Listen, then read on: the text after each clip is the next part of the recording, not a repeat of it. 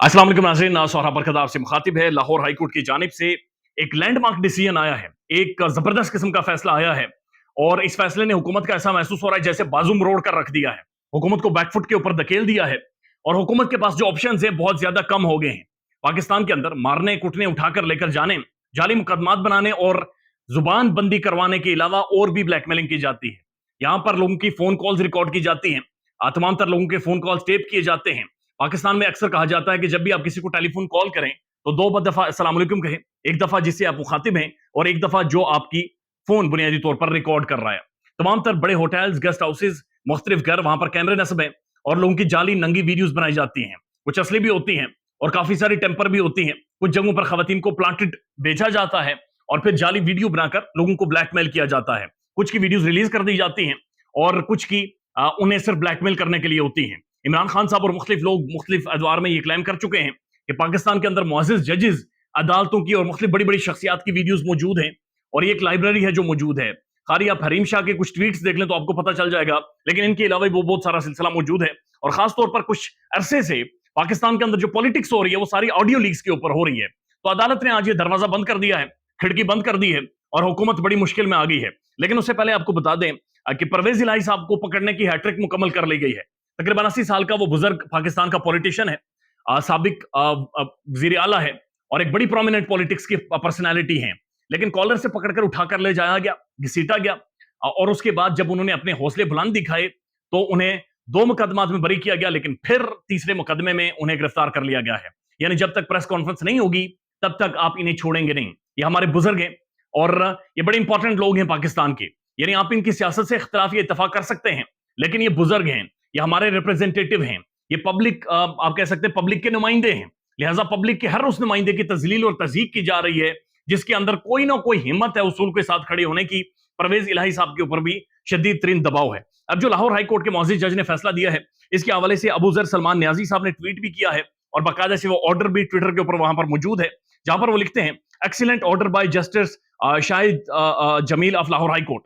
यानी उनकी जानिब से एक एक्सीलेंट ऑर्डर आया है जिसमें वो लिखते हैं, एन ऑडियो और video is in absence of its scribe. यानी ऑडियो या वीडियो उस बंदे की गैर मौजूदगी में जिसने वो वीडियो बनाई है या जिसने वो ऑडियो रिकॉर्ड की है।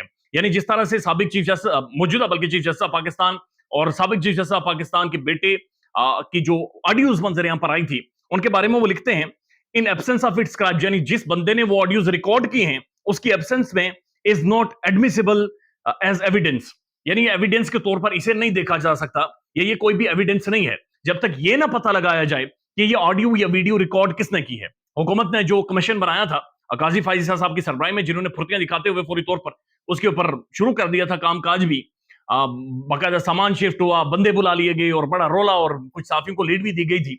बुनियादी तौर पर उसमें जो क्वेश्चन मिसिंग था वो ये था कि ये ऑडियोज रिकॉर्ड कौन कर रहा है। यानी खास पैटर्न के साथ ऑडियो आती है, तस्वीरें लगी होती हैं, बीच में वेव्स चल रही होती हैं, कभी ये ऑडियो, कभी वो ऑडियो, कभी ये ऑडियो, कभी वो ऑडियो, और जो 9 मई को हुआ उसके हवाले से मुख्तलिफ ऑडियो जारी की जा रही हैं। तो फिर ये ऑडियो जब तक रिकॉर्ड करने वाला सामने नहीं आएगा लाहौर हाई कोर्ट के मुताबिक, तब तक ये कोई एविडेंस नहीं है, तब तक ये कोई फैक्ट नहीं है, तब तक ये कोई रूल ऑफ लॉ में चैलेंज नहीं हो सकता या रूल ऑफ लॉ में इसकी कोई हैसियत नहीं है। पहले आपने वो बंदा ढूंढ कर लाना है जिसने वो ऑडियो या वीडियो रिकॉर्ड की है। उसके बाद वो लिखते हैं, पर्सन इन ऑडियो और वीडियो इज अ विक्टिम। यानी जिस बंदे की ऑडियो रिकॉर्ड की जा रही है, वीडियो रिकॉर्ड की जा रही है, बुनियादी तौर पर वो विक्टिम है। यानी वो क्रिमिनल नहीं है, वो विक्टिम है जिसे जिस पर क्राइम किया जा रहा है, जिसे दबाया जा रहा है, जिसकी जबरदस्ती विदाउट हिज कॉन्सेंट ऑडियो या वीडियो रिकॉर्ड की जा रही है। और उसके बाद वो लिखते हैं कि अगर ऑडियो या वीडियो रिकॉर्ड करने वाला जो बंदा है, जो अक्यूज्ड है, जो मुजरिम है, मुल्जिम है, अगर वो सामने नहीं आता तो it will be presumed that the state is doing that. कि अगर रियासत उस बंदे को पकड़कर सामने नहीं लाती तो इसको प्रिज्यूम किया जाएगा या इससे ये तासुर मिलेगा या सोच मिलेगी कि ये खुद हुकूमती अथॉरिटीज या फिर रियासत ने ये ऑडियो या वीडियो रिकॉर्ड की है। ये बड़ा खौफनाक अमल है। पाकिस्तान के अंदर ये बड़ा घिनौना किस्म का जुर्म है कि राइट टू प्राइवेसी आपको पाकिस्तान का कॉन्स्टिट्यूशन देता है, राइट टू डिग्निटी भी देता है। तमाम लोगों के अंदर कामियां खामियां होती हैं और अपने प्राइवेट मूवमेंट्स में विद द कॉन्सेंट शायद बहुत सारी ऐसी चीजें कर रहे होते हैं जो मेरे या आपके लिए ठीक नहीं होती, लेकिन उसका मकसद ये नहीं है कि आप अवाम में लाकर डिंडोरा पीटे। मुअज़्ज़िज़ जजेस की ऑडियोज लीक की जाती हैं, उसके बाद मुख्तलिफ जाली ऑडियोज, टेम्पर ऑडियोज, कोई पता नहीं कॉन्टेक्स्ट क्या है, कौन क्या बातचीत कर रहा है, वो उठाकर मार्केट में फेंक दी जाती है और एक तासुर बदकिस्मती से बना दिया जाता है। इंपॉर्टेंट एक और डेवलपमेंट है, मुस्लिम लीग नून की तरफ से आज 3 तकरीबन प्रेस कॉन्फ्रेंसेस की गई हैं। एक तो तकरीर थी, 2 प्रेस कॉन्फ्रेंसेस थी, और जावेद लतीफ साहब ने रबलाकोट में प्रेस कॉन्फ्रेंस की है और उसमें उन्होंने लाइन क्रॉस की है। उसमें उन्होंने पाकिस्तान की इदारों की सरबराहान को मुखातिब किया है और मुखातिब करके उन्होंने एक मदद भी मांगी है।